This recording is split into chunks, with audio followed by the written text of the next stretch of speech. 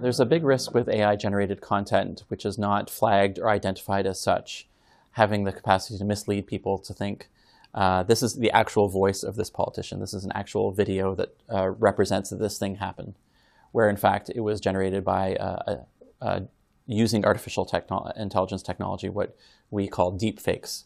So audio or visual material that is really compellingly almost real, but was actually artificially generated with some of these new techniques and technologies. There are loads of examples we've already seen of where AI-generated content can be used to target women in particular.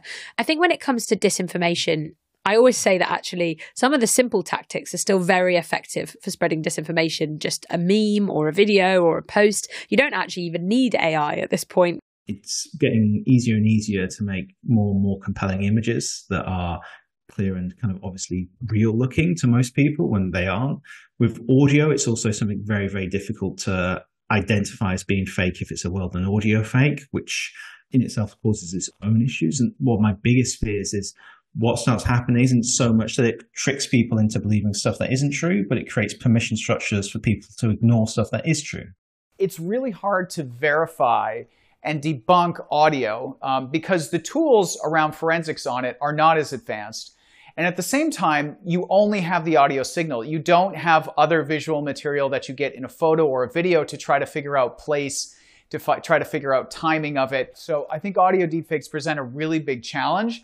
And there's a big worry, of course, that we might be entering an age of audio deepfaked robocalls that end up misleading people, that end up smearing candidates and doing other bad things during elections. In the last 2 years, especially in the last year, we've seen a rise in deepfakes, partially due to the fact that it is more accessible, more affordable for people to use it.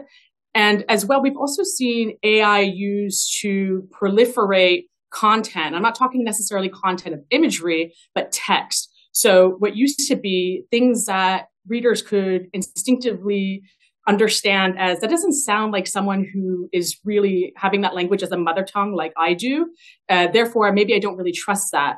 With the rise of AI, where they can generate text, it is increasingly more convincing that this is genuine text, even though the author may not really exist. You can have something in English that's misinformation, and then with a few clicks, you can have that exact same text in a believable way spread across dozens of languages. Also, when it comes to visuals, there are markers that you can look at, such as weird shaping of the hands. AI is still having trouble to make hands believable. Also, with movement, you can see that legs or arms tend to contort, or faces. And there are also other hallmarks that give us clues, such as if there are words in the background and it doesn't really make sense, it almost looks like hieroglyphics and it's not an actual language. This is another hallmark sign that this would be a deep fake. We have seen Russian disinformation have a negative impact on support for Ukraine amongst right-leaning voters in the United States, for example. Support for Ukraine has declined dramatically over the past 2 years, and we see elements of the far right within the Republican Party amplifying Russian conspiracies and disinformation about Ukraine, including these bogus claims that Ukraine's Jewish president, President Zelensky, is somehow a neo-Nazi. And so, yeah, all of this is having an impact on Western societies. And, again, we as Western societies need to start working together to start really pushing back against this, because if we don't, we're headed into potentially a very dark place. Biases are inherent in any technology. And the way algorithms are, for instance, presenting material to people based on their preferences, based on computer estimations of what people find engaging, that sometimes leads to bias.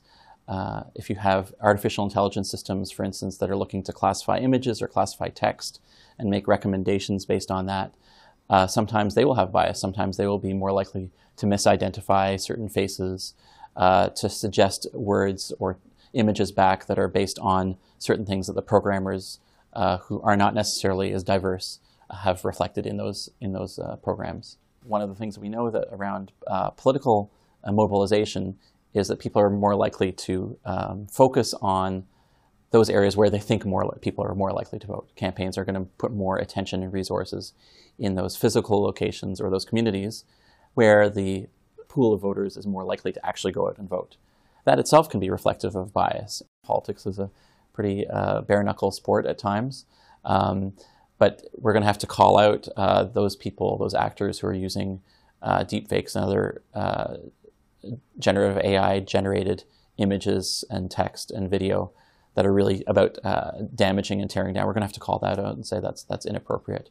It may be a myth that democracy is sort of a rational process, that it's based on the idea that we as voters, with whatever information we have available to us, make the best decisions at the polls. But to some extent, that myth is necessary. We have to believe that the system is rational on some level and that it can discern between truth and falsehood. And if we find that that's not the case, it, I think, will pose a significant problem to the fundamentals of our democracies.